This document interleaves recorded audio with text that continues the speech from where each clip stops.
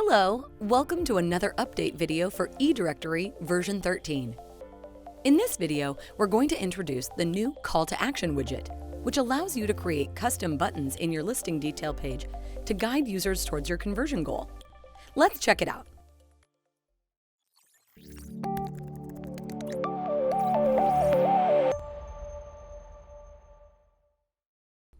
We'll start our tutorial by adding a new Call to Action button.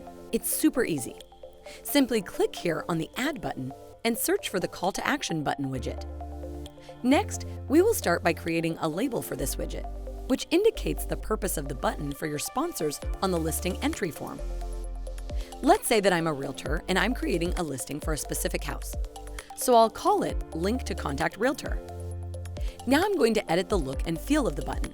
We have several options to give you even more flexibility, allowing you to create different types of buttons with different compositions and applications for it. You can work with a standard filled button or an outlined button. You can also choose the alignment between four options: extended, centered, aligned to the left or right. In my example, I want to highlight the button for my visitors, so I'll choose an extended, standard filled button. Finally, I'll add a label for the button. Different from the first label, this is the label that your visitors will see. In this case, I'll call it Make an Offer. Easy, right?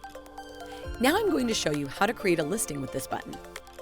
But first, let's save my widget and also save my listing template. So here on the listing entry form, after choosing the real estate template, the link to Contact Realtor will be available on the last part of the form. Simply scroll the page. I'm going to add a test link, but you can redirect to another site. According to the purpose of your button, it can be, for example, the URL for an appointment booking system. After that, simply save your listing, and that's it. Your Call to Action button is ready. Now you can see how the final listing looks after adding this new widget. If you have any questions, please visit the link on the description of this video and contact our support team. Don't miss the other videos to learn more about eDirectory version 13. Thank you for watching and see you next time.